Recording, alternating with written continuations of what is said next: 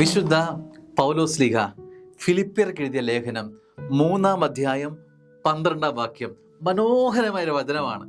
ഇത് എനിക്ക് കിട്ടിക്കഴിഞ്ഞെന്നോ ഞാൻ പൂർണ്ണനാണെന്നോ അർത്ഥമില്ല.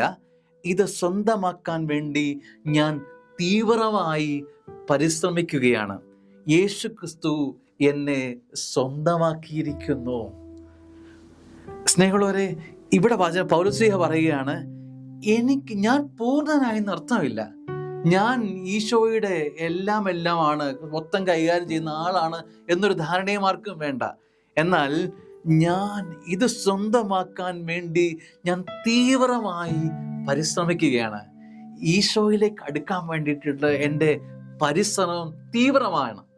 അലസമായ പരിശ്രമമല്ല, ഒത്താൽ ഒക്കട്ടെ എന്ന രീതിയിലല്ല. ഞാൻ തീവ്രമായി, ഞാൻ ഇടവിടാതെ, മടി കൂടാതെ, ഉത്സാഹത്തോടെ ഞാൻ പരിശ്രമിച്ചു കൊണ്ടിരിക്കുക. എനിക്ക് ഈശോയുടെ സ്വന്തമായി മാറണം, ഈശോയിലേക്ക് അടുക്കണം, ഒട്ടിച്ചേർന്ന് നിൽക്കണം, ഒന്നായി മാറണം. പൗലോസ്ലീഹയുടെ വലിയൊരു ആഗ്രഹമാണ്.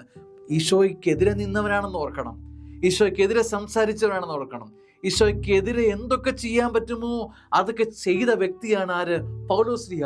ഇപ്പൊ പൗലോസ്ലീഹ ഈശോയുടെ ഭാഗമായി മാറാൻ വേണ്ടിയിട്ടുള്ള പരിശ്രമമാണ്. എന്നിട്ട് പറയുകയാണ്, യേശു ക്രിസ്തു എന്നെ സ്വന്തമാക്കിയിരിക്കുന്നു. എന്നെ അവൻ സ്വന്തമാക്കി, എന്നെ വില തന്ന്, വലിയ വില കൊടുത്ത്, രക്തത്തിന്റെ വില കൊടുത്ത് എന്നെ അവൻ സ്വന്തമാക്കി. ഞാൻ അവൻ്റെതാ, ഞാൻ ഈശോയുടേതാ. സ്നേഹമുള്ള ദൈവത്തിലെ ഇത്ര വലിയ ഉണർവാണ് ഈ വചനത്തിലൂടെ തരുന്നത്.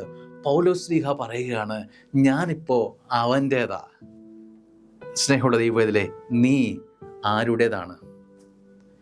ഞാൻ എൻ്റേതാണ് എന്ന് പറയാൻ എന്ത് ചങ്കൂറ്റമുണ്ട് അതിൻ്റെ അകത്ത്, എന്ത് ധൈര്യമുണ്ടത്. ഞാൻ എൻ്റെ ദൈവത്തിൻ്റെതാണ്. ഞാൻ മറ്റാരുടേതുമല്ല, മറ്റാർക്കും അവകാശപ്പെട്ടതല്ല. ഈ ജീവിതം ദൈവത്തിൻ്റെതാണ്. ഞാൻ ദൈവത്തിൻ്റെ സ്വന്തമാണ്. ഇതൊരു അനുഗ്രഹമാണ്. ആമേൻ.